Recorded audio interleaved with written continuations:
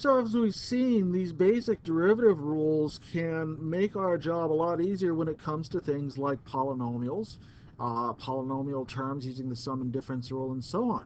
But it turns out that this rule is actually a really effective rule if we know how to rewrite some kinds of functions in a way that's a little bit more advantageous to us. And I'll show you what I mean. What we want to do is we want to take just sort of a set of 4 steps here. The steps, they go like this. Whatever the function is, and I've got 2 of them right here, 2 that look kind of difficult, but, well, what we do is we're going to rewrite the function in a way that we can use our power rule and our sum and difference rule and constant multiple rule and so on. And then we're going to take the derivative using those negative exponents if we wind up with any, and then we're going to simplify our result. So let's run through that. So it kind of proceeds in steps right here. The first step is to start with a simplification. So we're going to simplify. And the way we simplify, what I mean is that we rewrite it so that we no longer have a fractional expression if we can at all avoid it. So f of x, in this case, is the same thing as 3 minus the quantity 4/3 times x to the negative 1. Right? And so now we can use our derivative rules here. So we're going to take our derivative.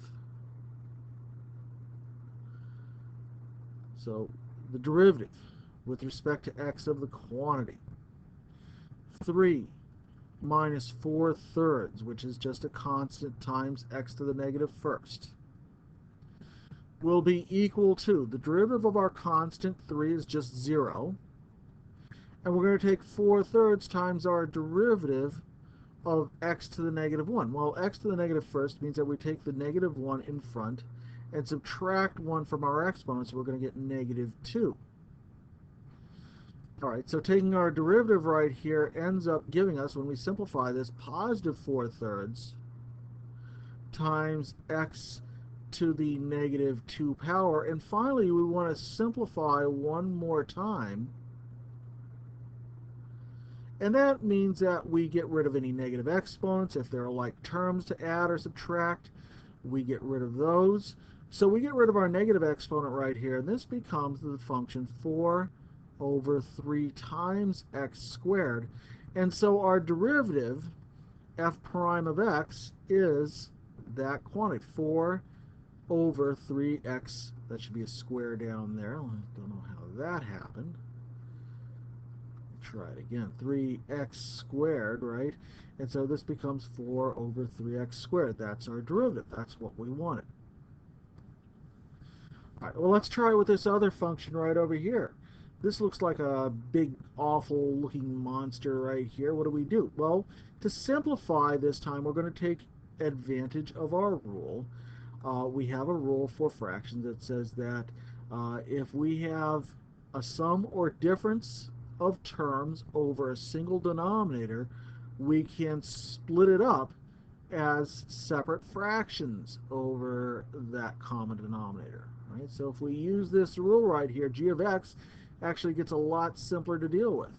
And in this case, g of x, when we simplify it, would be the same thing as saying x squared divided by x squared.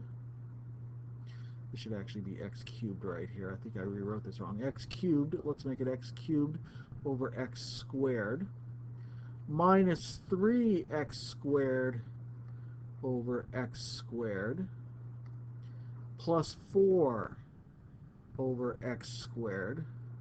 And so g of x is actually the function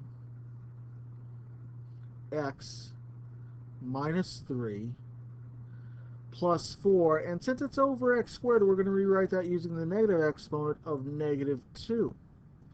So when we take our derivative now, we take advantage of our derivative rules. Our derivative rules say that we're going to take the derivative of x, which is just 1, minus the derivative of our constant 3, which is just 0, plus our constant 4 times the derivative of x squared, that's negative 2, times x to the negative 2 minus 1, that's negative 3.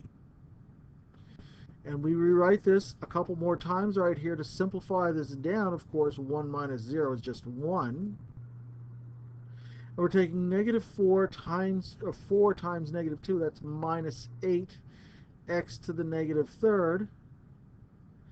And when we simplify this completely, we find that g prime of x is equal to 1 minus 8 over x cubed. Now we can actually combine these two things together and make it into a single fraction. That fraction would be x cubed minus 8 over x cubed. And the reason we might do that is that our original function was given as a single fraction, and so our derivative should also probably be given as a single fraction as well. But that's our simplified expression. That's what we mean when we say simplify, derive, and then simplify in order to take the derivative of some of these more complicated looking functions.